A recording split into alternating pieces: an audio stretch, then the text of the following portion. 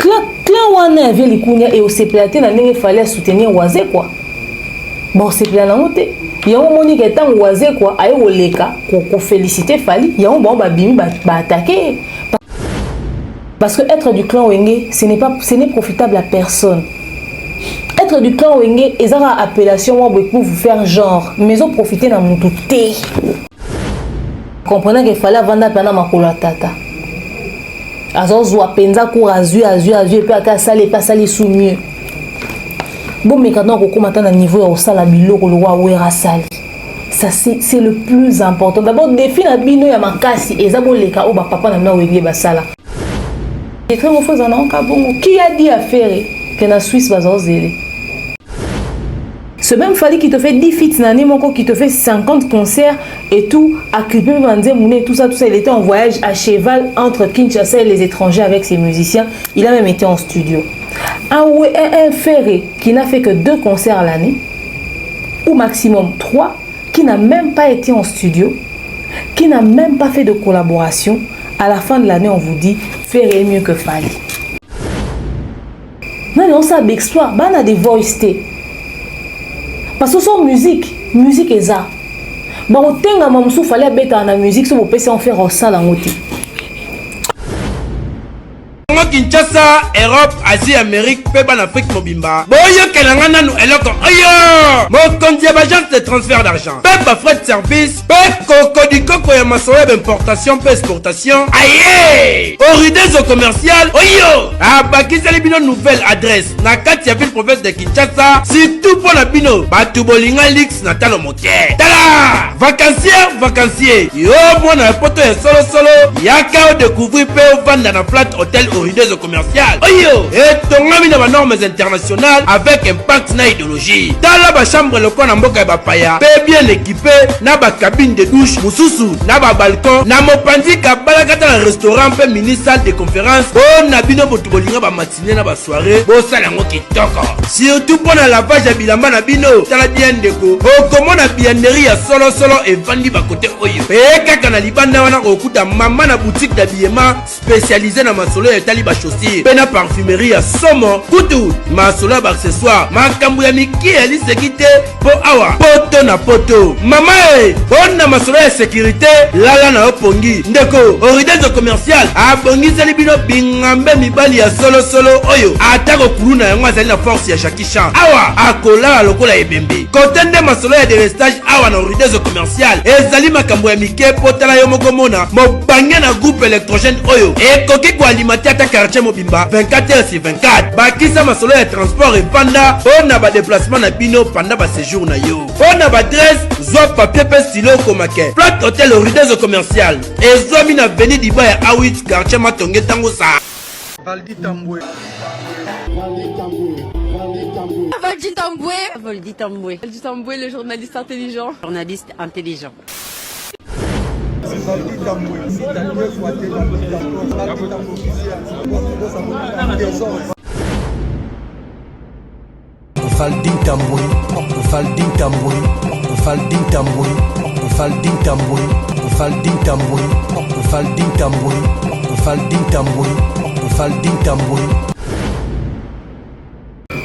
Bonjour, bonsoir à tout le monde qui nous suit à ce net moment, ça dépend de l'heure à laquelle que vous allez recevoir cette très belle vidéo qui est présentée par les vôtres, Valdi Tamboué, mesdames, messieurs. En tout cas, merci pour votre patience, confiance qui est souvent justifiée par cette disponibilité de nous suivre dans notre charbon vidéo à la canal Labino, Bozo Linamine et surtout Mikolo Valdi Tamboué officiel, veto en sigle.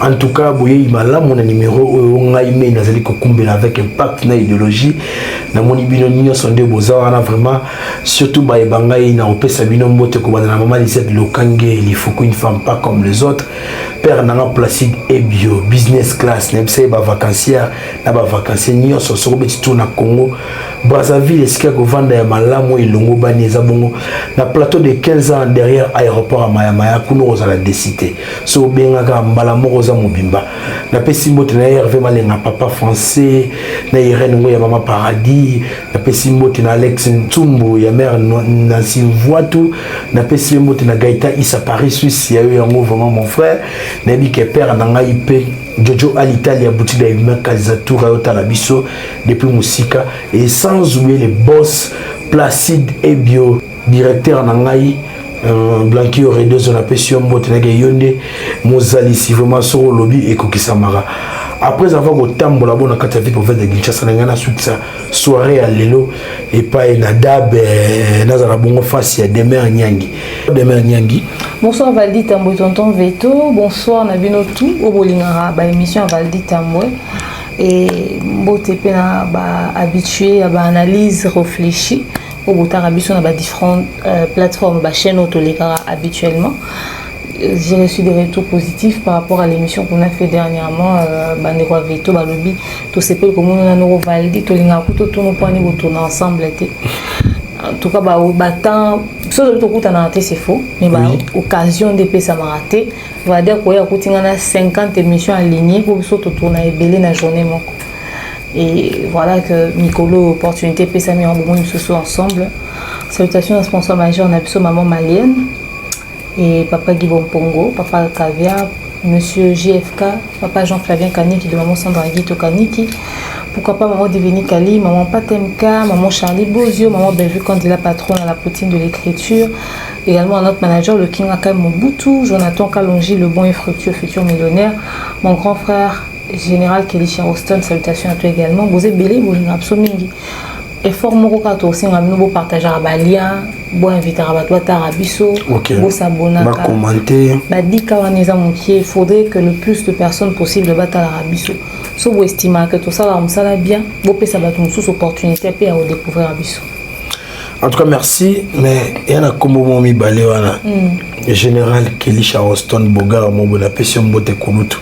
Papa Jean Flavien. Nasa Anabev Komboana. Nakena Mombaya Komboana. Papa Jean Flavien, un très bon papa en tout cas. En tout cas, na comprendre les gars, tout est communication. Donc yo arande et que na famille mobimba.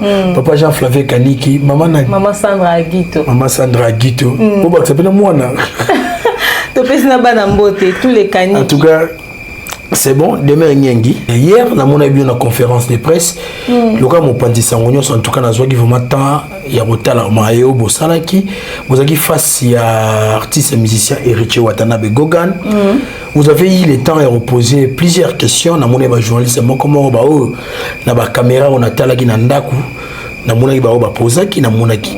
Mais Héritier na préambule na ya meka ko exposé le moment où on a très ouvert dès mon a fallu avant concert à standing à l'obaki na biso que bon vendre Dakar na thème to élité pour aki bongo makabu album mais so vous appelez les à côté ou que vous appelez constructif motuna pour vous bombe yano na moni botuni ba question na moni plus le beaucoup meti une autre beaucoup meti na ba question sur visa mambo kili mais question que ça lié na makambu ya album na du genre évolution à disque na surtout côté ba vente électronique to qui ont été son atunyo en tout cas il y a plusieurs personnes baza plus balégition na maïla surtout à maïla niveau mo ba combien au moins tourne na réseaux sociaux les deux sont comme léopé.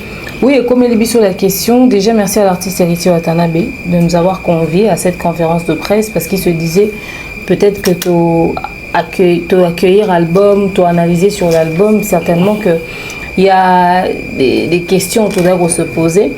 Vous savez, s'il fallait qu'on puisse poser des questions héritées, tout ça qui n'a pas question ébélée. Il y a aussi énormément de questions. Les questions sont allées un peu dans tous les sens. On a choisi de rester là pour ne pas aller sur des questions techniques. Vous savez, les questions comme les questions sur les plateformes de téléchargement légal, les ventes en ligne, les streams, etc., et ce qu'on se retrouvait dans la question, la préoccupation, on a présenté quand je parlais de la communication qui n'était pas à la hauteur des attentes du public, même si l'album était de qualité. Donc dans la communication, il y a aussi tout ça, au fait. Les stratégies à prendre, comment vendre en ligne et tout. Mais déjà, Héritier disait qu'en amont, que l'album est l'album le plus consommé sur les plateformes de téléchargement légal comparé à ma précédent album, mais chose qui était vraie. Alors, d'où le pourquoi, moi j'ai rebondi en disant que il est vrai que c'est le cas, mais la communication ne suit pas. Avec une meilleure communication, il aurait produit les meilleurs chiffres. Donc, on était déjà sur les streams sans parler stream. Seulement, étant une question purement technique, avec le timing qu'on avait, s'il fallait qu'il nous réponde, ça allait nous prendre beaucoup de temps. Ok. On a choisi d'aller sur les questions les plus basiques, les plus simples, si je peux le dire ainsi, mais qui étaient aussi quand même des questions qui préoccupaient certaines personnes, et il a su bien répondre. Espérons pouvoir avoir une émission avec lui dans les jours à venir, s'il le permettait. Déjà, notre manager va lui adresser une demande. S'il l'accordait, on va avoir le temps de poser toutes les questions possibles. Déjà, il disait que cette fois-ci, il va ouvrir ses portes pour avoir n'importe quelle idée pour pouvoir propulser son album. Alors, il se pourrait qu'il puisse contacter Dab. D'ailleurs, il l'a mentionné lors de la conférence de presse. Si et seulement si il nous approchait pour ça, on aura à discuter. À travers une émission, on en reparlera. Mais sinon, s'il faudrait poser des questions à Héritier, nous en avons des tas. Et dans une conférence de presse, minutage des acquis tellement moukier pour te poser ma question, on a vu et puis tu as réponse. Même si tu papi mbo managaï, tu as 7 questions pour nous. Ok. Mais si on a 5 émissions en pire raté. Mais un grand frère, non, c'est comme il est peut-être. En tout cas. Et là, on a salité, c'est limité. En tout cas, on a limité quand on peut s'en émission. Mais bon. Et là, on y est poussé pour on va essayer. Mais parce que après, tu sais, quand on va dans les endroits publics, quand on rencontre les autres personnes, on voit le regard que les gens nous lancent quand même. Parce qu'après, on analyse sur tout le monde, on analyse sur la manière de faire. Il y a des aînés, que nous on pense être les surdoués qui connaissent tout, déjà dans la casquette. Au point où même se dire bonjour quand on se rencontre dans les endroits publics, beaucoup d'aînés ne le font pas. Donc c'est-à-dire au moins on a déjà mon tukata yo le mot PC mbote par respect, au moins déjà qu'attitude n'est en réceptif. Alors du coup, on se dit mieux vaut ne pas essayer quoi. Parce que dans Miko le Bela TV, tu sais, bon émission va accorder à sauter. Tu sais, bon justement émission pour éviter de critiquer bango kaka sans pour autant écouter le pourquoi. Il y a manière de faire na bango que nous trouvons quand même archaïque à notre goût et surtout hypocrite. Parce que deux fois, il laisse passer des choses où normalement on doit laisser passer. C'est des informations qu'un journaliste professionnel est censé avoir. Alors, est-ce que Papi Mom est prêt à répondre aux questions allant dans le sens de sa manière de travailler? Le connaissant peut-être que... Non. Le quotidien est linguana, n'a pas 2 minutes. Pour la manière de travailler, bon, nous avons 2 personnes. La presse, nous avons un biseau. Par exemple, comme tout à l'heure, on a paraphrasé un Papi Mboma. La bassine, par exemple, il y a mamie, il est là. Et là, on a reproché Moussala. Yamami, il est là. Déjà, je ne lui reproche pas sa manière de faire, qui est un système en rapport avec la chaîne nationale qui date de plusieurs années. Ok. Le concept, d'après ce que moi j'ai compris, du concept de l'émission de Yamami, c'était que les gens viennent et communiquent autour de leurs actualités. Alors, elle n'avait pas à avoir des informations en amont, forcément, mais elle avait à accueillir les informations et à être un canal de communication. Ok, or, pour déjà, tout le monde a complété. Pour déjà, au début, quand on a une question, ok. Voilà. Alors, quand elle est déjà dans ce sens-là, depuis plusieurs années, c'est ce qu'elle fait. Son émission est un canal de communication. Donc, elle a passé un message. Message dans les années, donc, elle reçoit les informations. Elle n'est pas journaliste d'investigation. Elle ne va pas dans le sens d'investiguer, mais elle va dans le sens ou de traiter, tu vois. Donc déjà plusieurs années, elle a fonctionné dans cette logique-là. Alors du coup, aujourd'hui, avec l'adaptation de la technologie, bateau baza journaliste d'information, d'investigation, il faut pas traiter l'information sur quoi Papi Mboma, parce que bon bazora terre au débattre et au contraire, qu'on échanger, qu'on discuter, qu'on inviter, qu'on paye ça n'a pas avis contraire. Mais eux, contrairement à un mamie, eux ils laissent passer des choses autour tolérées chez un mamie mais autour tolérées chez Bangoti. Parce qu'avec l'évolution, eux, ils sont des journalistes qui sont censés évoluer avec la technologie. Il y a Mami aussi le pouvait si elle voulait, mais si c'est le concept de son émission. Mais concept, papi m'a demandé tout le monde, ils ont échange ni contradiction. Alors pourquoi ce Moutalobi a bêté plein craqué et mon que ça les a moi assez vite au contredire était. Tu vois un tout petit peu. Donc c'est dans ce sens-là au fait que je suis pas très d'accord avec la manière de faire de Papi Mboma. Mais écoutez, je suis non contredit mes accords au rappel. Bien sûr. Mais déjà interview interrogatoire que tant invité mal à l'aise pour ne pas les canal il y a direction il y a production soit il y a commercial afmuta futimbo on est fois attendre à l'aise pour juste atténuer Babylone c'est comme tension ma baby pe bateau ba plateau ne ba. Moi je suis tout à fait d'accord avec toi. Après moi je ne sers pas à mon public des mensonges. Je donne un exemple. Oui certes tu as payé mais tu as payé pour venir mentir à un public et ça me fait passer moi pour un incompétent. C'est ça le problème. C'est-à-dire tu viens dire que Ferrego a fait 200 000 places au Stade des Martyrs. Tu as payé pour cette communication-là, c'est pas faux. Mais le Stade des Martyrs reçoit maximum 120 000 personnes. Le Stade des Martyrs est impossible que va recevoir 200 000 personnes. Oui, on a mort, Pourquoi je vais laisser passer ça? Parce que tu as payé ton argent. Et moi, ma crédibilité en tant que journaliste, au fait. Tu vois, au fait, il y a la manière de récupérer pour dire, ah, mon cher, dis le bar que vous allez plein craquer, mais 200 000, tu as vu que 200 000, l'instant des cocatés. C'est-à-dire une manière juste de ne pas plonger dans le mensonge de l'invité et passer une mauvaise information. Parce que, l'émission n'a pas tout ça écrire un débat des rues Libanda. Les fans m'ont fait roter Malakwa. Face à fan moi Fali, fan a fallu babiso autant dit ça stade 120 000 places pour un plein craqué, fan a fait rabi biso va nous 200 000 places et créer débat. Oh yo ça qui on papi et l'équipe on aime ça papi moi l'équipe papi moi na maël. Bien papi ko tatika on les kayo ngolo balangani parce que à l'instant on est face à la caméra, on nous prend pour des intellos. Donc quand on laisse passer facilement ces choses, au moins une fois je me dis c'est peut-être un oubli où le présentateur n'a pas fait attention, mais quand ça devient fréquent, ça c'est une habitude.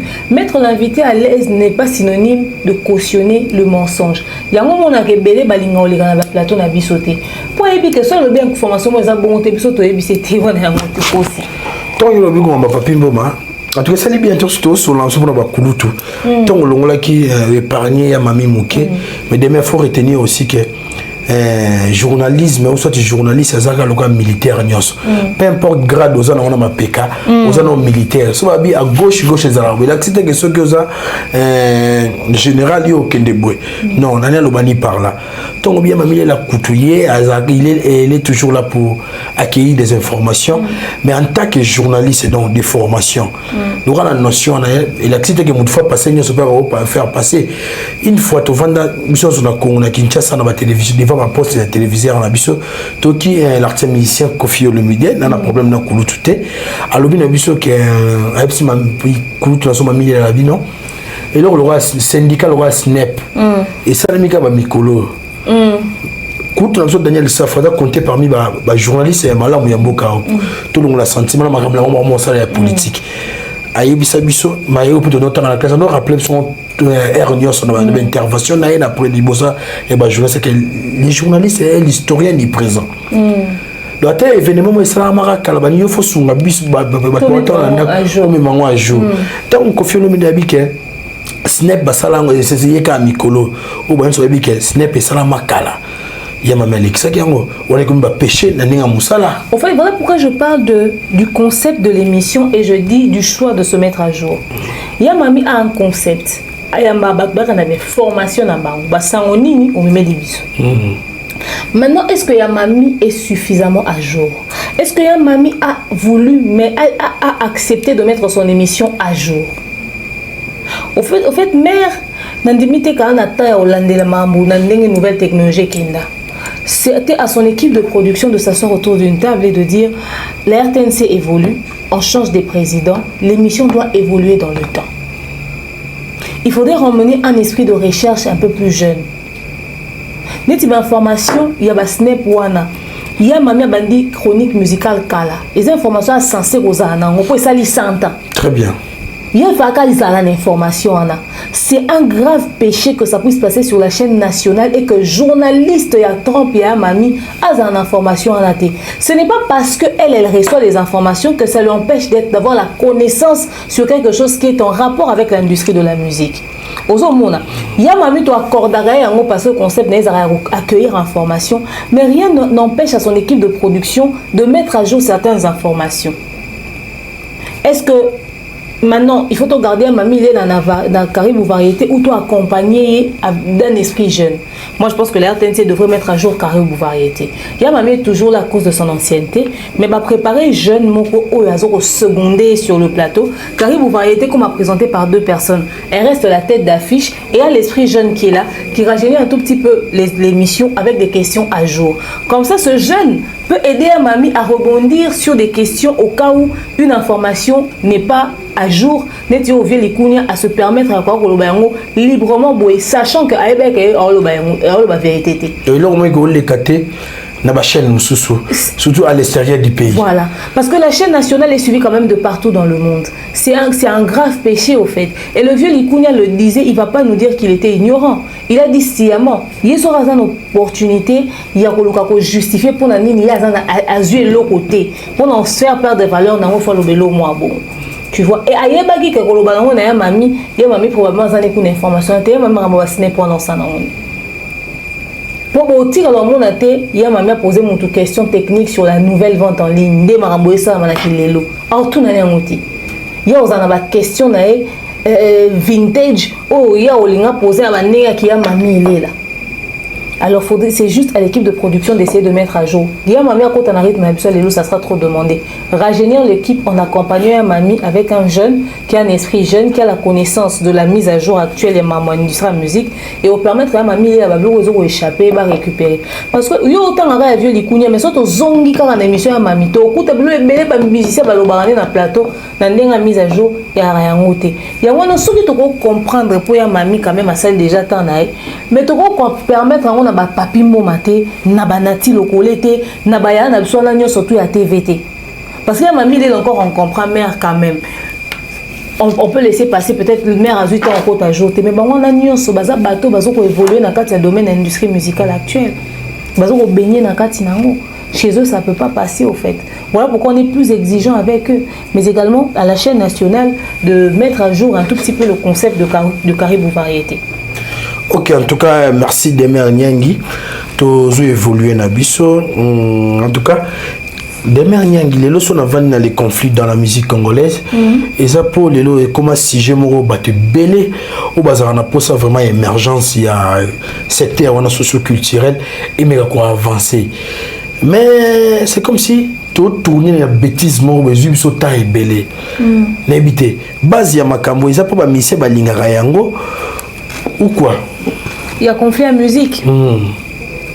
Au fait, industrie Nabiso, en ce qui concerne les conflits, et Koka qui cause la revue encore à travers sortie à Fali du quartier latin. Fallait Bimi, Azaki n'a conflit dans Moutouté. A caché Moutouté, a fini Moutouté, a sali carrière et il est arrivé là où il est arrivé aujourd'hui.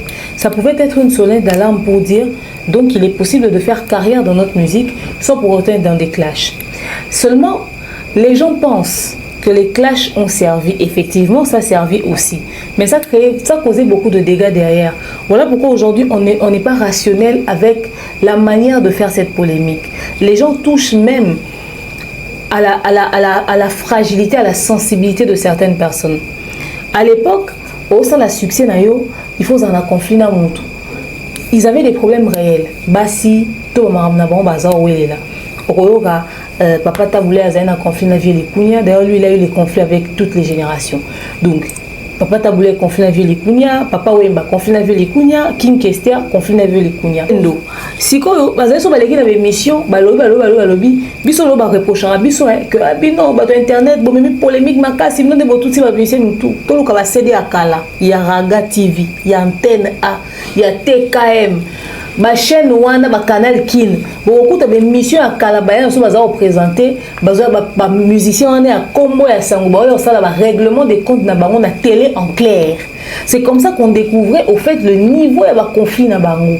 Au moins on a bengi antenne ananda au filmer, on a bengi raga pour répondre, on a bengi pour se dire parce qu'on les kana ba conflit wana. Et conflit on est maintenant ça là que on a guerre na bango, bato bazu poson papa wemba ba question papa wemba, bato bazu poson vers likunya ba question ba vers likunya.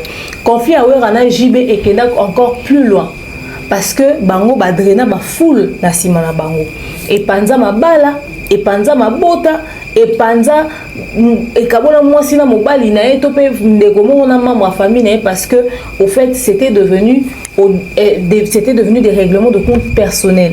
Et même na choix ya boisson, zo mo muta bande ko mela bière boyati ko mela yango ko mela o akona conflit na masanga ya choix moté. Changement de fréquence. C'est-à-dire au bout na e même ya mela masanga. Ces conflits ont causé beaucoup de dégâts, mais ces conflits ont permis les artistes ba exister au fait. Et maintenant qu'on inciter que ba fan ya wera ba ko ka osomba wera makasi pour ba ça la mieux des plus de chiffres que ba fan à JB bon, ils ont poussé ba somba JB pour ça la plus que wera. Et d'ailleurs on avait le top 10 de la semaine qui venait chaque week-end sur chez Gaspard Love. Tendance et à semaine demandé pour l'acception n'a atterri pour les ramuninga. Alors ceux qui va faire la ramoni semaine au JB Mutazaki premier, on se démerder pour que la semaine prochaine la tendance et ça va battre record. Alors il y a eu un côté positif dans ce conflit, mais il y a aussi un grand côté négatif parce que et rendre un musicien actuel fainéant. Il travaille pas, mais il se dit na silisana nous na bimisana on dit on n'arrive pas dans soi na manqué fali. Si on a chrétien fali dans une position à faire et pousser ma fan à faire et bah au talanga. Ok. Bah au son ma musique nanga bah nanga munanga. Pourquoi le bana chrétien wera na kumisa fali pour son ami c'est le nanga bah fan à fali bah au consommer nga et rendre bango paresseux. Or JB na wera bazana ba fan réel na bango. Vieux likunya zana ba fan réel na ye ba kofifil na ye. Papa Wemba zana ba viva la musique ma tonge c'était Papa Wemba. Bandal wana ba kabola ki bandal. Bandal ngambo bata jibe, ngambo bata boye et c'était ça. Et bango to bazao sa conflit na bango na ba fan na bango réel, bazao za la vendu, bazao za consommer na nenga ba CD même si on peut pas chiffrer ça aujourd'hui à cause du fait que c'était pas vendu de manière légale, mais au moins il y a un lot de CD qui était mis en vente et ça aussi le point où ba producteur na bango bandel na ba faux disque d'or na bango wana. Et tant que ça là concert, c'était des vrais pleins à craquer. Aux hommes on a public à JBZ belé libanda. Ceux qui jiba ou tapota qui te rapport en dit libazo ba. Aux hommes mais les autres aux hommes que batwazo luka kozala na conflit mais ba ko soma maté, ba ko teka maté et la plupart existent na sima ya ba conflit ya batu mususu. Et d'ailleurs, conflit il y a biso les deux qui rendre mususu paresseux. Fait un fer qui ne fournit pas d'efforts au même niveau que Fali, mais tant que ça va en comparaison à la guerre, bah l'ingaka tomate faire un niveau à Fali. C'est-à-dire Fali te fait 50 ou allons dans ce sens, c'est un exemple comme ça. Fali qui t'enregistre 50 concerts le mois. Plutôt l'année, excusez. Fali qui t'enregistre 50 concerts l'année. Il te fait 10 collaborations, donc 10 feats. Ok, nani moko. Ce même Fali qui te fait 10 feats nani moko qui te fait 50 concerts et tout, occupé tout ça, il était en voyage à cheval entre Kinshasa et les étrangers avec ses musiciens. Il a même été en studio. Un ferré qui n'a fait que 2 concerts l'année, ou maximum 3, qui n'a même pas été en studio, qui n'a même pas fait de collaboration. À la fin de l'année, on vous dit Ferré est mieux que Fali. En termes de quoi? De rien du tout. Oh oui, faire azaka na compétition na Fali. Or, biso tonto bete so jibe na wera, jiba o mona ke wera beti terrain masina na fona beta na lemba. Et la polémique ezaki na niveau wana. Mais polémique ya touro bazo rendre batunsu ba fainéant parce que balika ba tombola bango na même niveau ya o azo fournir plus d'efforts. En termes de chant toche jiba oyemba toche wera oyemba. JB chantait. Wera Zaki, na manière de faire, mais en termes de chant, JB a dépassé Wera. Ah mais bon? Wera na musique, tout est générique, au bêta, ba musicien, héritier, baza, ba faire, baza, Wera, tondi ça. et jiba obanga wera ne atondisi bo est-ce que ngai ata na oyemba makasi koleka wera est-ce que non tondisa non sala tupe na tondisa c'est-à-dire moko azaki na o mususu azalé na ngote mais na kati ya guerre na ba baza se démerder que ba drainer ba foule mais biso moko croiser maboko o sala lelo wote ako kokoma ta na le quart ya o muninga o sala te mais tolala tolamuka tolinga ka ya za concurrent muninga. Donc si on comprend des mères bien, ils ont un parallélisme entre le conflit et les rançons bénéfiques pour la balai, mais il y a les lots, c'est le contraire. C'est le contraire, ça ne profite pas à Fally au fait. Fally Soka Salarabe fort, c'est parce qu'il a une carrière, il a des demandes, un succès. Sinon, si c'est seulement pour la polémique, mais Fally peut prendre des vacances. Et aujourd'hui, si on fallait attiquer au bêta ba concert, fallait attiquer on dit ma ba contrat mususu, ba monsieur belé ba 8 mois. OK. Parce que ba otia ba date pour fallait attiquer date en ligne, te ba moni ko chômer. To quelqu'un na logique ya fallait bêti la défense arena. Fallait bêti ING, pas fallait bêti OVO. Bim fallait que bêta 5 concerts dans 4 pays différents.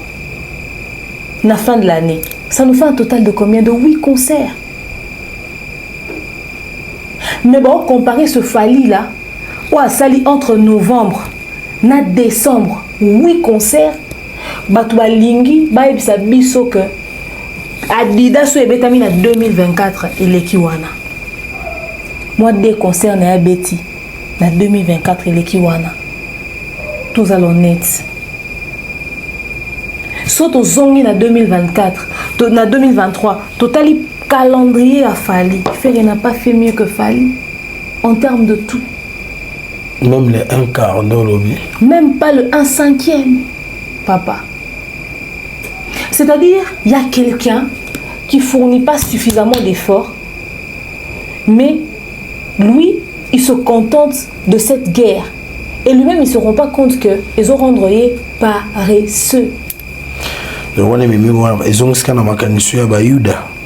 Batuni Jésus na Barnabas poponi na Jésus marqué l'espoir na Bayuda bapona na Barnabas.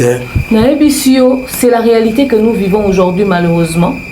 Mais il faudrait qu'on dise que c'est quand même méchant de voir qu'il y a quelqu'un qui fait des efforts, il y a quelqu'un qui travaille dur, mais on l'inflige ça. Tous ont infligé réalité. C'est méchant. C'est méchant. Au monde, Tovandi Boé, un Wata qui se démerde pour ça l'album, mais ça a succès, tout ça, ça les promotions. Bali va convaincre que la dynastie lesquels album à Wata. Un déplique à Salé Loroté, Bali va convaincre que au déplique à Saliwana et les qui a Gaz Mawete. Pourquoi Trolinga to faciliter Batouboya na ba polémique? Ça la cop na opération Tekisa musicien na. Ça la cop na bisomoko média en ligne photo bando ça ba top 10 de la semaine. Nga kout na banda va partir la semaine prochaine. To banda na kata na Spotify. Beng ça na ton Gaspard. To bando ça la chaque semaine. Toi un espace belé to revendre biso 5 to tiba kiti boye. To lobela ba tendance ba chiffre sur les plateformes de téléchargement sur YouTube. Donc ça dit total la nani mati ba abonné, nani a teki, nani a sali ba vu, nini. Comme les a na disposition mutu nyonso, so to kosi ke vérifier. OK. Même so ba kanisa que tant to ya ko loba mambo Fally. Parce que to lingi to diminuer batu. Non. To diminuer batu pourquoi? Est-ce que mam to loba bo vérifier beaucoup ti ke to kosi? Bon loba na biso que faire à l'équipe Fally na oyemba. Est-ce que YouTube a ta voix? Est-ce que plateforme est ta voix? Davido est mana mungoni. Davido est mana mungoni. À l'équipe a P Square ta. Mais na minute bo ke ta ba fil ba chiffre ba P Square. Est-ce que Davido à l'équipe tout fait si dit bien na oyemba? Mais la voix pesa kande mamba pesa na philosophie à beauté. C'est ça, mais c'est quoi la voix d'abord? Est-ce que Fally wana voix oya yema wana? Eza voix ya Garou? Bah Jacob de Vary wana. Papa. Mais vous savez que Garou yema mabe c'est un mauvais chanteur. Non, déjà bah côté absolument mon mutu que si tu es chanteur faut chanter. aux ténoristes, tu vois, des alakala. Non. Donc, c'est-à-dire, il faut tout mettre. Bravo, na bawe ranson, na ba kin kesse remené à s'imposer. Bravo. La deuxième voix. Mais bravo, bah s'imposer. Na ode na moi na yemba za ténoriste ta. Deborah Luka lo a ténoriste ta. Mais bah na succès. Ceux qui ont basé au bako de mbongo na musique gospel na année. Dès na moi na Deborah Luka. Bah ça na ba concert rebelle na année. Non, il y a des gens qui ont JB na yemba olika. Mais bandant tout nana on ça là mais exploit non on ça exploit bana des voice té parce que son musique est ça ba otenga mamsu fallait beta na musique so bopese on faire ça la ngoti non mais il faut qu'on se dise des vérités ba otenga mamsu fallait tenga na musique faire ko yemba ote netidine bien. C'est belé, je te dis, c'est belé. Et ça, c'est plaisir. Madame Samikilier, moi, ça va bien. Ça va bon. Tu es le côté là, tu es là-bas. Tu es là-bas. Pour la raison, pour la matinée, Rotali Kotoyo. En fait, moi, on comprenait qu'il fallait un meilleur chanteur, Kara. Que il chante mieux que Ferré. Je vais ça Ferré Manzembo fallait à Sali puis fallait au salon après. Au senti fallait mon a facilité au Ferré. OK nango. Bon ça Ferré ma pharmacie. Il a fallu. Et tout moi j'ai éternellement ouvert comment avoir base mon si bon Bopesi fali a un bata Gisèle Zinda. Sur le titre non ranine. Na bosse Becky. Becky. C'est Becky. Je pense que c'est pas. Anyway, Bapé Satan dit moi on a fallu à Mbang. Bapé si fait pharmacie. Quel est le go tengama? De bleu yatalo. Yo branché un sentiment. Le colère échappe prise électrique. Le keton la maison chauffée. Le colère mise à coca. Kasi ozali korukule lokola kaka pigeon rukule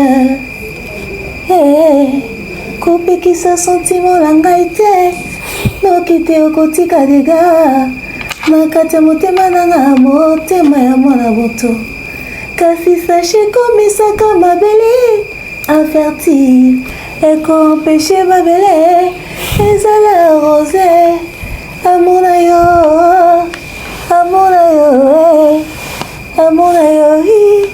non ça ni Pierrot Leblanc ça on continue mamassi Nefsunga trop de mamassi c'est l'une des belles voix de chez nous quoi. Cindy Le Cœur c'est-à-dire so bo pesa ngo ferré on a ténor or et ça nous dit on m'attend likolo makasi te oye mo na se makasi te mais faut tiens on a otamisant aux anakata justesse mon bout douceur wana quand fallait chante bota motema to meliveli tradaka kasi boy kosila Anthony Monganga lobinanga yo lobinanga di c'est-à-dire fallait que nango azongisi akenango azongisi en fait faire étant on a ça on a qui fait au luka que on a ténor autant on a que on a ténor et perdre charme na mon bout il y a un charme mon vocal fallait à la ranango offrir à la ranango ti oh vinini sabenga unjima si on fallait tant récupérer nzembo affaire au yemba on a voix na ewana au pesa ngo ba charme mo boy au sala ngo bien OK mais au monde que mon tolo ba que Fali a un mauvais chanteur comparé à Ferré. La musique, c'est la technique. Très bien. La musique, c'est surtout la technique. Mais je pense que les artistes musiciens sont d'accord avec moi que quand tu as une bonne technique, tu sais très bien. Ferré est un très bon chanteur. Alors là, il n'y a rien à dire. Mais il y a une technique où il fallait à Salara, au faire au salaté. Et certainement qu'il y a des techniques au faire à Salara, au peut fallait au salaté. Mais ça ne fait pas de Fali un mauvais chanteur face à Ferré. Est-ce que, oui, c'est un très bon chanteur. Est-ce que selon vous, la voix de Ferré est commerciable? Comparativement à Falito Zalawana. La voix de Ferré est aussi commerciale par rapport à comparé à Ndenga Fali. oui, un envoiement commercial, mais tout dépend du registre où les autres s'engagent dans le mais également de la composition du texte, de la mélodie. Pour Nanini, qu'est-ce que j'avais dit? Album Néwana, ils sont irréprochables au fait, parce que ici à Somara Banzembo, c'est-à-dire pour un texte à bien, ma parolier à bien, ma mélodie à bien. Bon, mon question est que Somara Banzembo y a dynastie, mais évitez ceux qui album mon cap pour nous prouver, ils ont acheté les chansons à la va-vite, ils n'ont pas eu le temps de tamiser. Au fait de faire la bonne sélection et les belles mélodies au fait. Comme l'album devait être fait, la va vite. Étudier. Au fait, même quand vous allez chercher parolier, hein, je donne un conseil comme ça vite fait à barombiste. Vous avez parolier de la vieille école parce que la musique a évolué dans le temps. Eux, ils ont seulement l'écriture et Rumbawana. Quand vous récupérez, mettez ça à jour en fonction de l'élo, musique et bétama, nengenini. Qu'on puisse sentir une mise à jour dans les textes que vous achetez chez vos vieux paroliers. Parce que le texte peut être bon, mais quand le beat est mauvais, la mélodie ne cadre pas avec. Pour nous avons son mango, à part ces ça dans ma toile, ça bien, il faut les appeler commercial. C'est-à-dire que on a marché, on a ôté kayango. Batu ba consommer on kate par plaisir, c'est-à-dire ton batu ba somba yango, batu bazo somba yango, batu bazo kayango bazo konka par plaisir te mais ba yo kango peut pas pousser moi ba ke somba parce que par plaisir je vais vite fait sur YouTube comme ça, je tape Nina Nirebo, voilà, j'écoute. Après, est-ce que je suis prête à mettre mon argent na somba yango sur les plateformes politiques à la télé? Soit qu'on réécouter. Pour réécouter ça plus tard. C'est dans ça qu'on est au fait. Parce que si c'est seulement écouter, toi, on va tout bidi, tu vas télécharger, il y a mauvaise qualité sur Internet. Il y a des logiciels pour télécharger les chansons, il y a MP3, etc. Mais que quelqu'un prenne ses 25 €, à son CD, en ligne, ça veut dire que cette personne a besoin de te consommer, au fait, en permanence. Ok. Donc, il y a tout ça qui entre en jeu, au fait. Ah, il y a demain, il y a toujours évolué. Moi, j'ai toujours ma confiance. En tout cas, on a ramassé qu'à Maramboto Kuta, on est là dans la musique au Congo. Mais dans l'école, on a Kala. Tout le monde a besoin de soit Kala. Ils ont qui bras de fer entre Kofi et le Minina Wazé quoi. Ou Wapi. Maman est Koufa qui n'ont pas déjà. Mais après, quand tout le monde a Wazé quoi, ça qui est mission, moi, Wapi a Koumisaki. Les qui n'avaient fallu la bande nyonso aloba nyonso koloba après tout le monde guerre froide ba communicateur ya Kofi ba lekilo binango ko attaquer Wazé quoi atanga pe komba Verambo te tout le monde va venir sur Sandra Kazadio ba zango ba ta famille ya Verambo moi ba jeton ba pique comme une internet aujourd'hui l'acception qu'il y a déjà une guerre froide au point de battre, on a même proche de ma vie qu'ils ont une guerre froide, la guerre déjà déclarée. Est-ce que fait aux hommes sur la macambana, net une relation à Barmi Bali, soit fait au Liboso. Quand la réconciliation n'est pas sincère, c'est ça le résultat. Qui a entamé la procédure? Il y a aussi la réconciliation là. En quoi cette réconciliation était utile et bénéfique pour les deux parties? Est-ce que se réconcilier avec quelqu'un avec qui tu étais en conflit? Et nous, il faut beaucoup de porte au point où on bosse ensemble. Il y a des personnes qui ont amitié et qui ont tellement que tu crevé abcès, tu havre de paix, tu le et tout ça, mais quand même que chacun reste dans son coin. Ok. Il y a combien de personnes qui ont vu les Kounia et puis les Ribiens? Ou bébé et puis les Ribiens. Moi, je suis papa na musika. Papa oye mbati akota na sia mabela limbisa veli kunya te. Aloba kuna matanga ne ayati. Veli kunya sia réparana nani tout va bien. En quoi il pensait que c'est au moins veli kunya jour au bongisana fali on luka tout de suite basa la collaboration parce que bika bénéfique pour nae. Et zongi c'est ma casse in actualité et c'est makam. Et c'est facile. En tout cas, c'est pas une mince affaire. Pas du tout une mince affaire. Parce que le vieux a blessé Fali énormément. Mais après, Fali, c'est quelqu'un qui, si tu n'as pas dépassé la ligne rouge, c'est encore récupérable mais à un certain degré. Mais à niveau bakena na vieux likunya on dit ligne rouge les cas qui te remettent dans la ligne ngeli c'est arc-en-ciel arc-en-ciel couleur elle est belle. Donc là hier moi qu'on a habité sur quoi en positionning. Donc on dit via comment la ligne multicolore via l'extérieur ba jaune ba vert ba chocolat ba marron via l'équi ça comme pas na rouge via sauter ta comme ngeli via l'équi via comme pas na arc-en-ciel ba couleur comme belle na fallait moi perturber.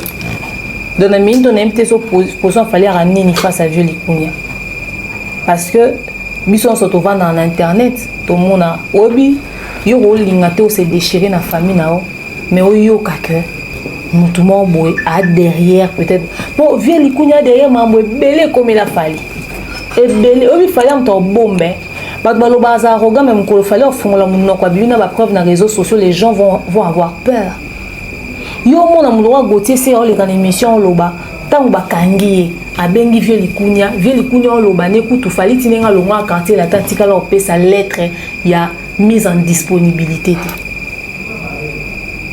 Qu'est-ce qu'il sous-entend?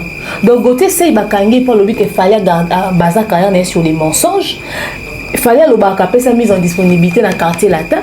Yo lobby na côté c'est en justice na fallait qu'il y a tika la opesa fallait mise en fallait tika opesa lettre mise en disponibilité. Donc, on doit accompagner Gauthier c'est qui dit qu'à baser carrière fallait baser carrière sur les mensonges. Donc, on est bien écouté, on a plus d'éléments. Or que samba nango na fali au fait muto azo nuire na image il y a tu considères le rôle la fils et quand tu donnes à Gauthier c'est une information comme ça c'est pour bien venir détruire Fali au fait. Donc dans tout sujet obscur sur Fali sur internet il y a un vieux likunya derrière donc batuni yango a assumer ngote au fait. Mais c'est quoi l'intention derrière? Parce que déjà à la base vieux likunya yemoko leka na plateau ya Marc Tabou à loba na micro que fallait asenga ka mise en disponibilité que fallait rassurer ka comme un album en zone na quartier latin. Il a reconnu avoir obtenu la mise en disponibilité ya Fali. Ma part Zaki a verbal etc. Et bizarrement Gauthier il le disait sur le plateau de Marc Tabou. Marc Tabou ne dit rien, il garde silence parce que on est bazana, c'est-à-dire on a un ennemi en commun, bazana solidarité anti-Fali. C'est-à-dire Marc Tabou qui avait reçu Likunya sur son plateau, quand Likunya disait que Fali après sa mise en disponibilité, il a admis ça dans le plateau à Marc Tabou, mais quand Gauthier dit que Likunya lui a dit que Fali ne l'a jamais donné de mise en disponibilité, Marc Tabou a contredit qui aleka kapaya vena so adi ndoli mbala mwa ngazo éclairage je m'en avais dit ninga telemelaki information moko ya ngaki ya wana ba fan ba yemba voilà au moins nani Marc Tabou a calmé c'est au te aussi manga boité parce qu'il n'a pas voulu laisser passer ça non loba tant on dit comme un mensonge dans le plateau et autres kende ko toucher la crédibilité na biso OK et autres ko toucher la image na biso tu vois. Mais malheureusement, des choses comme ça se passent. Alors, il y a tout un collège de personnes comme ça. Oh, bon, Lukaka à base, banouir, etc. Ce qu'on nous aura vu, l'ikunya, yo bebani naye, qu'on se réconcilier naye, sans savoir à qui est-ce qu'il a dit quoi sur toi. Donc, ça, vous allez être capable de bisa Gauthier, mouton Gauthier, c'est pour venir sur l'année, mouton surtout dans internet lobby. Aïe, si da Gauthier, c'est l'eau moi bon. Si combien de personnes à l'oba na bango makambo pire que Koutouana sur Fali. Nous avons bon temps où se réconcilier na faut aller na fourchette ya moulai parce que oye bateau se réconcilier na bebo liane sika mort ba seko sur aye ba ki couteau ka ba oh il y avait un cri qui régnait à une époque ba serarayo oye barati parce que muto ozoliane wana oye bité sur le baranini na simanao. En quoi c'était bénéfique sa réconciliation avec Likunya? Or, si les locaux bazala na réconciliation, bazara a divisé. Peut-être les mususu maramna dans sa n'importe quelle na buzz. Pour yena Likunya ba yo kana raté, si qu'on fallait soutenir yé. Asunia zo ba visa, au Québec tapé na poto et nye pese makambo et nye salira bien. Donc pas si avancer que zara pour fallait soutenir yé. Mais bon, c'est plein en honte. Bako. Clan wana avait Likunya et au CPAT na ndenge fallait soutenir Oazé quoi. Bon c'est plein en honte. Il y a un moni qui est en Oazé quoi, ayo oleka ko féliciter Fali, il y a un bon ba bimi ba attaquer parce qu'ils vont jamais digérer ça. Il y a un moni muto yembi na mutu collaboration fit bongo ve likunya wape na makambo d'après au bon bakanisa ki makambo zaka tout ça ka neti ezaka seza siko poani aiko soutenir waze kwa na stade te c'est-à-dire boy stade a waze kwa makimi mbangu na Didas ya faire ça n'a pas de sens et accompagner et puis soki au pur rango ba yemba ka waze kwa mutasela comme yo mona vieux impliqué na likamboana parce que intéressant qui était yeso que intérêt les en quantité en propulser l'autre. C'était pas bénéfique cette réconciliation. Et si on voit comment le rôle la tala pour la réconciliation na bango, ablo bara gauche, ablo bara droite, kenda kuna. Les autres tendent une réconciliation comme elle est pesant dans ma pique. Car après le babola moi fali, il y a ko linga bongoti. Allez, batuni sko babimi, ba ro attaquer waze quoi. Au nom de quoi? Au nom de rien du tout. Des fois, certaines réconciliations, mieux vaut que chacun reste dans son coin. On est bien, au fait. On est vraiment bien pour nous tous réconcilier, mais ça te coule, hein? Toi, quand on a un conflit, on a checké le thème, mais ça l'a rappelé faux. Mais autant qu'expliciter, il y a un bénéficier de un conflit, sur les gens du genre loyal, quoi. Mais tout le monde a manqué, tout le monde a besoin de malé. Puis au monde a gagné Garvey en soi, on a tout est occupé. So que jour quand on me coloba, soit dans tout soit bimisi impoli, soit dans bimisi boy. Ah ouais, on a conflit à tout le monde a Congolais qui parle gagné Garvey. Mais c'est comme si comme une liturgie dans ce Congolais, on a un blanc dans Mosaka qui vient, qui dit à la télé qu'il y a l'équipe Fali, na Woyemba. Mais il y a plusieurs commentaires Gali Garvey on les canaux télévision, plateau et télévision. De comme moi la zone avec sa tête moi blague na mutunae bon quand on n'a pas acheté bon tu on n'a pas acheté bon quand ça monté le quoi on a manqué mon tout respecter donc après sinon en position tu moi pas soutenir les athées il faut à tout à faire pour ba mona kaza plus côté fali bato balinga fali ba ya à tout à fali pour balinga faire ba ya non muto sa carrière n'est bon abimi na likola fali quand on parle des personnes qui sont des modèles. Voilà Gali Garvey qui dit sans polémique. Oui. Namone bazaro tourne à vine sur concert sur la soni ni pas lobby en tout cas côté on a na ko lo bang makamona te ezapena ça dit batu ba boya na bango ba polémique ba occupé bango te il faut balinga ka inosbi il faut balinga ka gaz parce que bango to ba potana ka inosbi on dirait à ça côté clan wenge alegaz ma on dirait clan quartier latin au fait neti mutu ko bla na mosaka ya ta ko le kanga yebi oyemba te. Pour faire les coups, tant que Luka Batouba et Magbaté Mingongo n'a dit maman si calculé. Pour ni besoin qui était meilleur chanteur plus que Fali. Il fait pas besoin de demander maman Massi. Yetine on a quartier la thème pour opportunité. Bon PCT. Les gens volume D à la Kagibisseuse. Les gens n'ont pas Bimaka. Volume D. Et Bimaka. Et Bimaka. Yebi soit avec les couignetés. Et ça, les musiciens bazara n'époque ba fali na quartier latin ba kota pena studio ba yembi. Maintenant on dit que bimi yete muto yemba. Ba oki voya mutu mususu ndembi na place na yo kali solana te. Ebele. Ba nze mo anezate. O kota pena studio na yebi so yeba yemenze mama masi mettant en côté studio ba bimi okoti mutu mususu nze mususu clip mususu et le mususu ngom. Moi on la TV. On les ndeni. Yo kenda ko sala musala ya musique yo faut démontrer talent na oyemba mutu mando ko ta orchestre oya ka ko reyemba banzembo avec likunya yemoko et puis okoma na chroniqueur défendeur avec likunya est-ce qu'on est en rôle la musicien na kati orchestre mambo kala wana o fali ko ta permettre ba ambassadeur yo zo sa ngoti yo zo ta ko nunate Demer Nyangi tozaka toujours na fil d'idée oyo to kende bon to bo rappel mi suna katia clan Wenge et Sika Pitomoni depuis papa chéri à émettre à Vinaye na marabu belé ndenga les gars papa Pimbo manamoni ba son de cloche pe comme hier on de ba goula pe ba comme hier na c'est déjà ben c'est comme si ba c'est na ba dire monsieur papa chéri té pour ba lobé kei mingi surtout en lobé marambo ya paternité et qui le waneti papa chéri jalousé ndenge faire inviter qui Kofi Olomide Didas Arena olia talapé côté na bango batu bazana aden nae.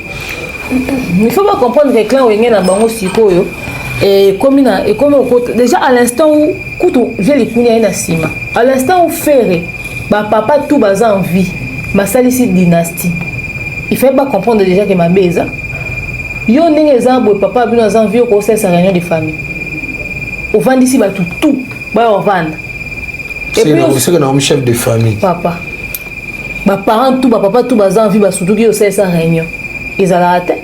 Et puis ce moment dynastie ba bengi sina ba na ba voisin. Bon le bani pas beta na quartier latin. C'est-à-dire même vieux les Kounia respecté était. Il y a une dynastie qui est 500 n'a pas dans quartier latin pendant que les Kounia a envie. Au 500 ba na wenge pendant que papa na bango baza envie. Ce qu'il a fait, c'était une manière ya luka ko yiba bango nyos autorité na bango. Et malheureusement, ba jeunes musiciens on a nyos surtout oh ba ya woye manège, c'est-à-dire bana na bango ya wenge bango nyos ba comprenait qu'il était que faire un nègre au boto ya ba parents autorité. C'est-à-dire un enfant qui se rebelle comme ça, nous sommes soutenir album. Il y a un que c'est un album maudit. C'est un album maudit. Un sujet qui n'est pas béni par les parents est un sujet maudit. Les parents accompagnent qui œuvrent en un album qui a succès aussi longtemps que les musiciens ont tout envie. Mais où va récupérer sa dynastie? J'y vais récupérer sa dynastie, tout les couilles au monde est bête quand même. Même si Beta n'a auteur, mais il y a un faire parce que c'était pas à lui de faire l'album Dynastie. Il y a sa dynastie, il y a Chiquito. Où est la dynastie? Bon, nous avons un orchestre. Matadien, Baris, vibration Pema. Sangi si vraiment sali dynastie. La résonné sous grand chanteur, vibration Pema. Yo ba parents pas envie de sangi ça va tout réunion. Yo fan ça va te sika moko. Ozomon ma be déjà bandaki déjà banda wana. Alléluia ba ke mona mutu na wenge mona mutu na musique azate, c'est quand même contradictoire. Mona mutu na musique azate mais bino na stade de Marcy bo matsa nani wata dernier fils. Dernier fils ya nini so mona mutu azarate. C'est comme si compression peut ma parent ba imposer en moi.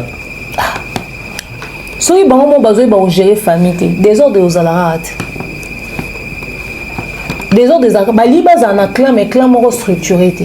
Bino mo ba parents bona ba guerre ebele na bana parce que bo beba na ndenga mabe bo sa bana ba komoko bo ona kimukolo ba se rebele. Na minto ba bi ke na minto isa la zamba te vie akovanda ne o za la zamba te ono ya boye manzaka kangelinga na porte na tika libanda. O za manzaka te o za wengete o za la zamba te o ke na koma manzaka bona mata na podium. Aux hommes, c'est-à-dire bah, comprendre que stress n'a pas encore faire vivre bango vous êtes sous emprise na binoté au fait vous êtes sous emprise na binoté problème na bango ezaka il faut pas se désolidariser na moana appellation à clan wenge parce que bazaka so ba sala eloko biso nous sommes de wenge pour na attirer tala je vous informe que batunyo so bazaka ba consommateur à wenge basi bakola et belé ba na poto soit comme ba combattant bazaza na ba poto ba kola ba parents na minute il est possible que vous créez monde na bino na public na bino ba jeune et belé baza ba kuti ubizika wenga on ba suka bosa mukina no bosa ba communauté na bino parce que être du clan wenge ce n'est profitable à personne. Être du clan wenge ezara appellation moi pour vous faire genre mais on profiter na mututé et profiter na mututé. Parce que nous sommes tous clan wenge parce que bolibo combattre neti fali na nini. Alors quand tu studio, alors ça makambozo monana batba consommer. Bolinga pour combattre mais pour bozo place ni na nini. Bo meka osala ta lokwa wera na jibi basara à l'époque. Ataka na ndenga Congo. Même na ndenga Congo boko beta te autour de sata ba terrain quand jibi na wera bazo ça à l'époque. Arrêtez de prendre Fali comme une cible. Bossez dur, faites mieux que Wera et JB d'abord. Parce que fallait salir mieux que vieux Likunia. Bible vous te recommandé que le fils doit faire mieux que son père. Target n'a bien les abos les ka JB na Wera. Aussi longtemps que... Assez mieux que les Likunia. Ah bon? Oui. Mais explique-toi alors. Non, on s'explique la réalité. Assez mieux que les Likunia. Quartier latin international, oui. Mais exploit au fallait salir à l'international, Likunia salamoté. Il a quadruplé, même s'il faudrait qu'on le dise, les exploits de Vieux Likunia. Yo kasi Vieux Likunia en a kanda poani. C'est-à-dire avant d'appeler bidon, tine n'ando pe sa cour, moi n'ando landa pena kunde yoana. A comprendre qu'il fallait avant d'appeler makolo tata. Azo zwa penza cour azu et puis aka sali pas sali sous mieux. Bon mais quand on commence à niveau au sala biloko le roi wera sali. ça c'est le plus important. D'abord défi na bino ya makasi ezabo leka o ba papa na na webie basala. Aussi longtemps que ba leka o ba wera basalite, bo leka falite. Vous êtes d'abord bloqué là. Target na mieux ezabo sala mieux que wera na JB. So bo sali mieux que bango, boko siko kotala libanda so boko leka fali. Ils ont dit tata na yo asombi lupanguti. Allez yo ozoluka au foutela ka ndako munene. Or objectif eza osomba nde lupangu parce que papa na asomba lupanguti. Mais yo lobi nga fona foutela ka ndako munene, ndako ngeza ya munene le roi ya garçon na mais garçon na ndako wana munene azana ya lupangu na ye. OK. Na kata lupangu na ye atongi ndako munene. Mais yo zo ozana ndako munene le roi ya ye mais yo eza ya ko foutela. Très bien. Tout comme maintenant on a niveau wana ya olukana no to bana bongsa na ba exploit wana yango zo na même bana na ba bima ba ya osami o ga Patrick Bekama ke soini ça bina filé o ga o fabrication na déplique ba se réconcilier inutilement banzimi bena be guerre o wa bina filé tout monde be exploit na temps mo kepe mo belé ça va bien te o ba de bina filé beta ba disque ya appelé zo kanga mo mboka. Mais nous avons tout boy tout quand même single là pesa qui na makambo mais na niveau bina filete jamais mais bandimi bena moto wana kitoko ta moto maman ko nde bandimi ko sala guerre est-ce que biso vana na ndako esi mambo yo swana na eva papi mbom non o aya répondre pourquoi ko éviter te bango moko au fait clan wenge balinga ko swana balinga conflit ba kanisa ke musique na so ekende bon o musique na so zo kenda ngo su bongo te musique na so zo na tourner en mususu. OK. Il y a aussi que les gens innos bina na gaz. Bon soit na te mikolo na non qui peut bon.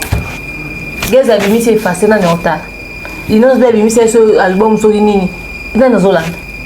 Bazongi la oswana. O mona ba golo ba soutenaka innos bien.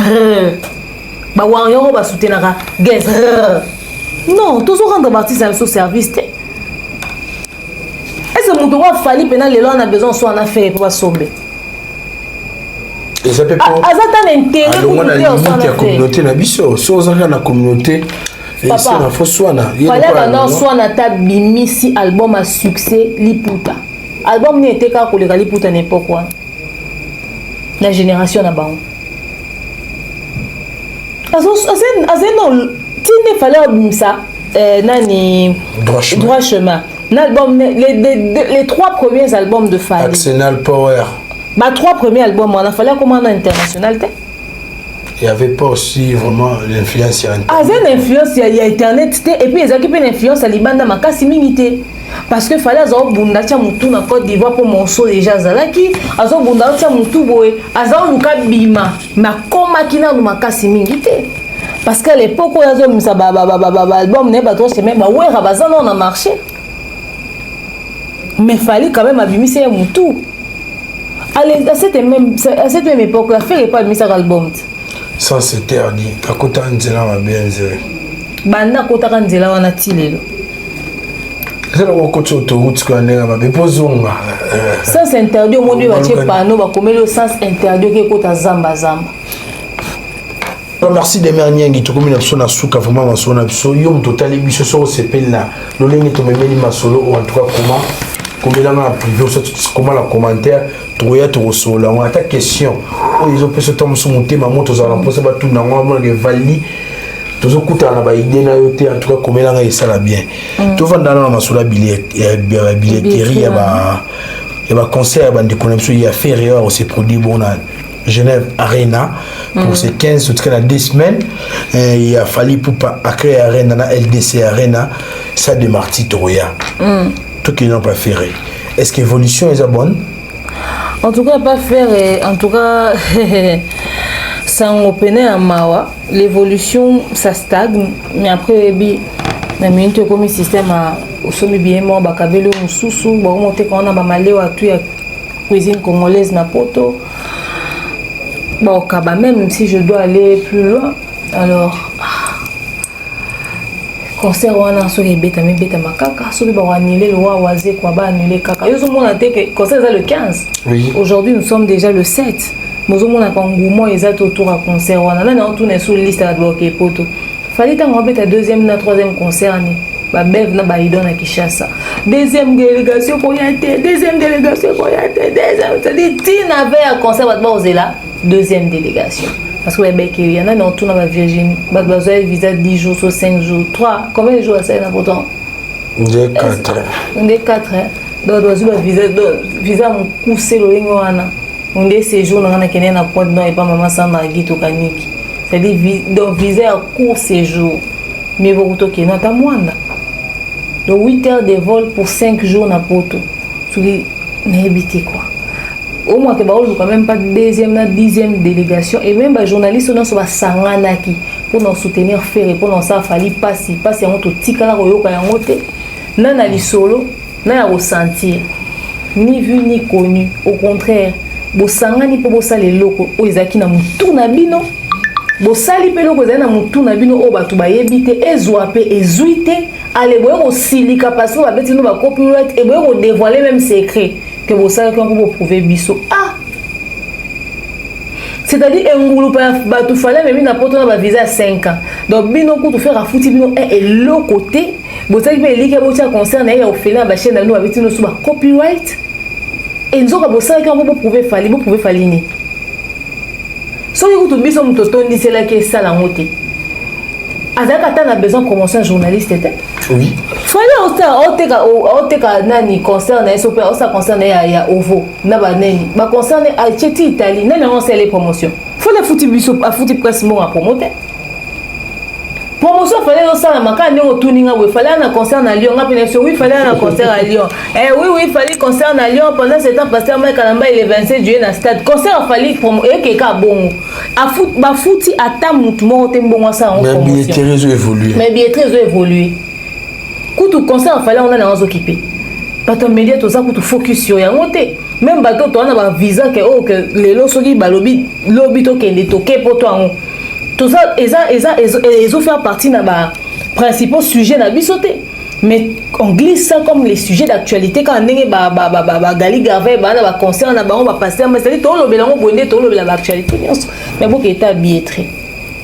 Parce que bino, pour ça qui événement, regarde à quoi ça ressemble. Papa, Adidas a rien à faire écoute. Et betami 2 jours après va lobela ngo souté biso kande to lobela Adidas rien avant ba lobela ngo te voza na kanda ya faire biso okenda concert a fali na poto ba mema biso to sale lote to ndimi ba biso to posta concert a fali en wapi ngako na zuba image ya concert a fali quelques images na tinde ma petite sœur nanga yo demer pona nini pa kotika musique a papu pona nini omoni pona ote bongo OK otenze bonza mais na concert a fali vraiment lelo bo ki baninga olela. La motivation, ça la moi est souté. Donc, bon, on a fait par intérêt. Conseil à moi évoluer ndeni. Bietri en refuse en kabon. Bietri en refuse en kabon. Qui a dit à faire que la Suisse va zéler? Tu vas faire un repérage du site, sondage il site.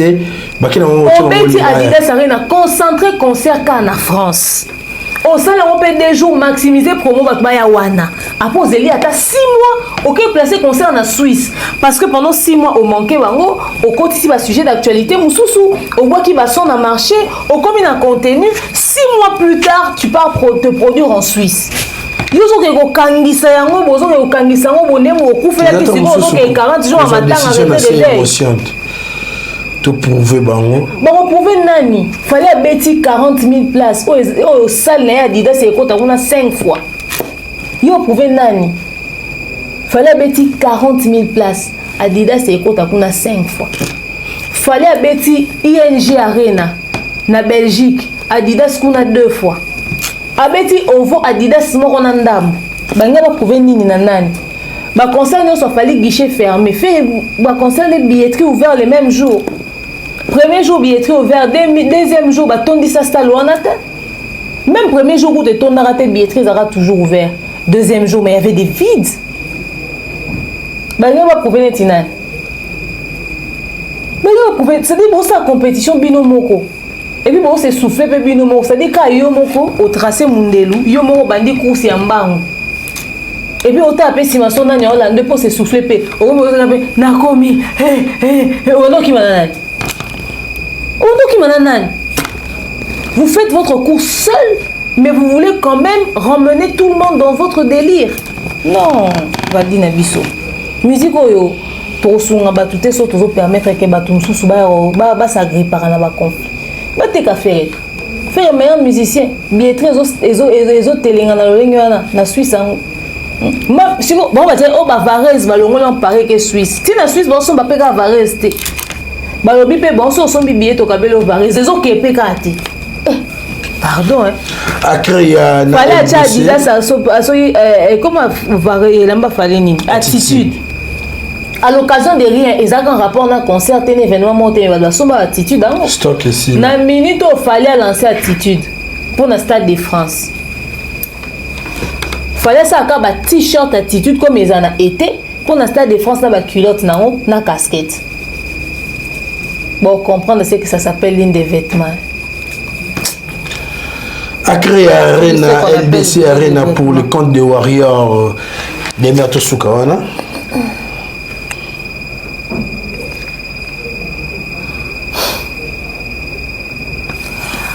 Lyon, Bordeaux. Après, il y a l'autre en Belgique, comment ça s'appelle le festival? Les Ardentes. Voilà, et puis Italie. Caro Ponte. Afronation na Portugal. Dès qu'on a luka on a vendu na luka comme Italie wana na émission Caro Ponte. Voilà. Nga non singa ba vrai fan. Il a fallu la concentrer sur leurs événements. Tant beaucoup na ba live na ba TikTok na ba YouTube. Musa na ba on est en wana. On est biso to ba pandisa. Biso musa doit communiquer sur les actualités en musique, to peut quoi analyser. Mais rôle la fan, ils ont aussi la musicien muso analyse. Fan c'est la musicienne qui analyse. Formula live. Bana maiboya. To c'est la papa playlist. Abete la bisoni na Lyon. Abete la bisoni na Bordeaux. Abete la bisoni na Italie. To linga papa ko ta nini, c'est-à-dire bino na bino obo sala ya mwana bogo sa pe challenge mo boy tout ça là tout afsa na ekoma na autant de stream comme ces anzembo papa okota na muche falika défi papu biso to komisa afsa na to m'aider na autant de stream faisant 1 million de stream to comme ça na 1,5 million en une semaine soka to kokisi yango yo okota na yango na stade. Moussa Fanya wana bo propulser nzembo comme peu viral bo lancer et le mot boy et garder ba tout focus kuna na se somba billet sala boye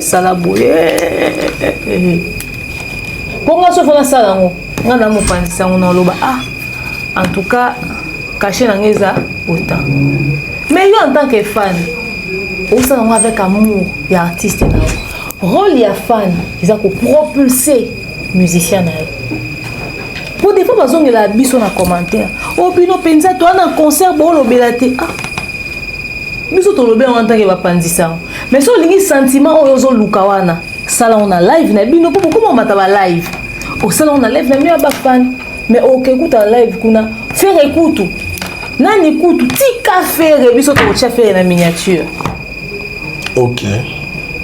Okutu inonce biso ki gay soki nani tika biso on est à musana biso yo concentre-toi sur l'artiste donc événement fallait zoya tozo zelango à bras ouverts et d'ailleurs il est vrai que le climat est plus sympa que climat biso qui n'est non poto to ebaki ke ba combattant kuna pe moi mame mais en tout cas tant to koma ki musique ezongi mais musique ezongi tout repère to ke poto ya pepele c'est-à-dire beaucoup ta concert sans stress il y a la police c'est un nini tozo ko ta concert wana na ambiance mo boy na mood mo boy alors to senga ba tout ba somba billet d'ailleurs je tiens à informer que ba billet il y a fallu ça soit billetté nandimi coûter ka tete na Lyon nandimi te ka tika ata na 200 billets ou peut-être 300 je sais pas il y a très peu de billets donc ba ça no ki ba somba dia ba billets et puis je pense que la prochaine émission tu retiens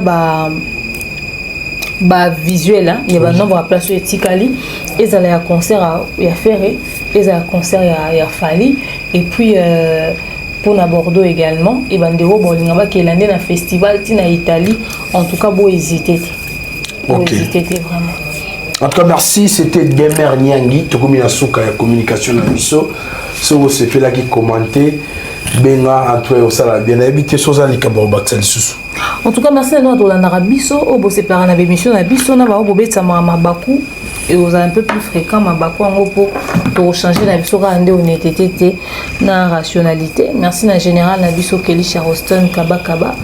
Merci na maman Maliane, papa Guy Bonpongo, papa Caviar le sponsor sans produit, papa JFK Jean-Fabien Camille, maman Sandra Guito, maman Patemka, maman Charlie Bozio, bon séjour na maman Belvu comme du coup na côté à Belgique également. Mbote la famille Bota Mobalanga Mbwana Boya Mbelapso et bien maman Divini Kali, le bon et fructueux futur millionnaire Jonathan Kalonji. Boza est belé. Le cas maman Echelengo maman Nelly Kitenda, Bozé belé, le cas maman Régine Warrior, Bozé belé au Bolinga Abso, pour accompagner Abisso. Merci à manager sur le Kinga Kai Mubutu, une équipe Adab Mobimba. Merci à yo, Valvin Tamboué. C'est maman Abso Mbote. Maman Lisette Lokange. Maman Lisette Lokange Mbote, maman. Mbote mami. Maman Valdi. En tout cas, merci à vous s'abonner massivement à la Valdi Tamboué officiel pour demain ici à Ekoki. Il y a 60 combien de mille 73 000 abonnés. 73 000, félicitations. Merci. Ils sont des Boya Peko, Boya vraiment 10 000 tours, malé. Oui, Boya belé. Déjà, au Alicolo, il y en a vu, donc c'est bon. En tout cas, merci de la mot d'ordre des Akebo s'abonner à très massivement. En tout cas, merci à ce Batali Bisso. Valdi Tamboué. Valdi Tamboué, le journaliste intelligent. Journaliste intelligent.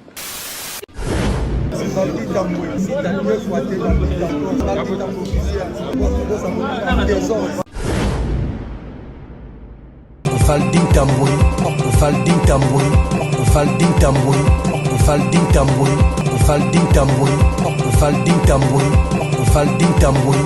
Faldin Tamboué.